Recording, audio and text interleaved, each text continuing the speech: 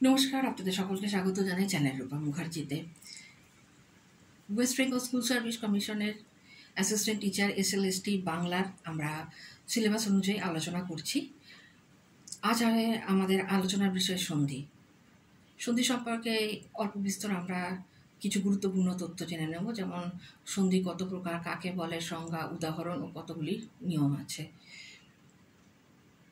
আর এ সম্পর্কে আমি বেশ কিছু তথ্য কমিউনিটি পোস্টে আপলোড করে দেবো। আপনাদের সকলকে অনুরোধ, অবশ্যই সেগুলো দেখে নেবেন। চলুন শুরু করা যাক। ব্যাকরণের আরেকটি গুরুত্বপূর্ণ অধ্যায় সন্ধি। সন্ধি কাকে বলে?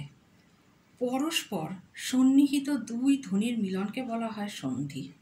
পূর্বপদের অন্তর্ধ্বনি ও পরপদের প্রথম ধ্বনি যখন অত্যন্ত সন্নিহিত বা নিকটবর্তীভাবে মিলিত হয়, এক ধ্বনিতে তখন পরিণত হয়, তখন এইরকম মিলনকে সন্ধি বলে। যেমন নবযুক্ত অন্ন, নবান্ন, উৎযুক্ত শৃঙ্খল, উৎশৃঙ্খল, দুঃযুক্ত গতি, দুর্গতি ইত্যাদি। সন্ধির প্রয়োজনীয়তা কি?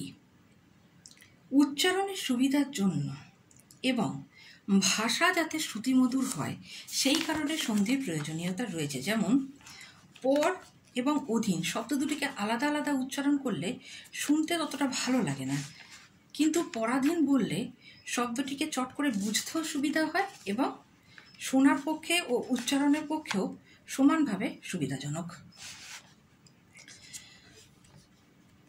সন্ধি কয় প্রকার?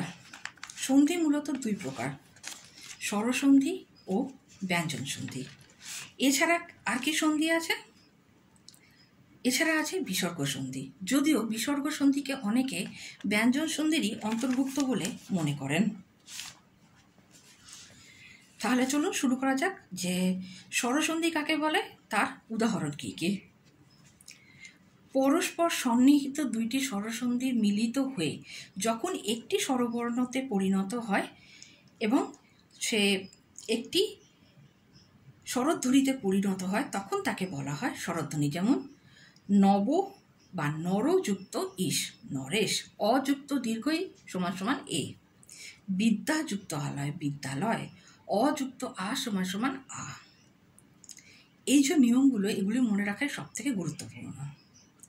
চলুন এবার যাওয়া যাক ব্যঞ্জন সন্ধি কাকে বলে, তার কি উদাহরণ আছে। ব্যঞ্জন ধ্বনির সঙ্গে ব্যঞ্জন ধ্বনি অথবা ব্যঞ্জন ধ্বনির সঙ্গে স্বরধ্বনি মিলিত হয়ে যে সন্ধি হয় তাকে বলে ব্যঞ্জন সন্ধি। যেমন তদ যুক্ত জন্য, তজ্জন্য। চলত যুক্ত চিত্র, চলচ্চিত্র। দিক যুক্ত অন্ত, দিগন্ত প্রভৃতি। বিসর্গ সন্ধি বলতে কি বুঝে থাকি, তার উদাহরণ কি? বিসর্গের সঙ্গে স্বরধ্বনি অথবা ব্যঞ্জন ধ্বনি মিলিত হয়ে যে সন্ধি হয় তাকে বলা হয়ে থাকে ব্যঞ্জন সন্ধি। মাফ করবেন, আরেকবার আমি বলে দিচ্ছি। বিসর্গ সন্ধি কাকে বলে? বিসর্গের সঙ্গে স্বরধ্বনি অথবা ব্যঞ্জন ধ্বনি মিলিত হয়ে যে সন্ধি হয় তাকে বলা হয় বিসর্গ সন্ধি। যেমন অত যুক্ত এব, অতএব। নমঃ যুক্ত কার, নমস্কার প্রভৃতি। এবার দেখুন, এই প্রসঙ্গে একটি খুব গুরুত্বপূর্ণ ব্যাপার হলো স্বরসন্ধির বিভিন্ন রুল আছে, আর সেগুলি মোটামুটি 13টি নিয়ম আছে, যে নিয়মে সর্বপ্রকারের স্বরসন্ধি হয়ে থাকে।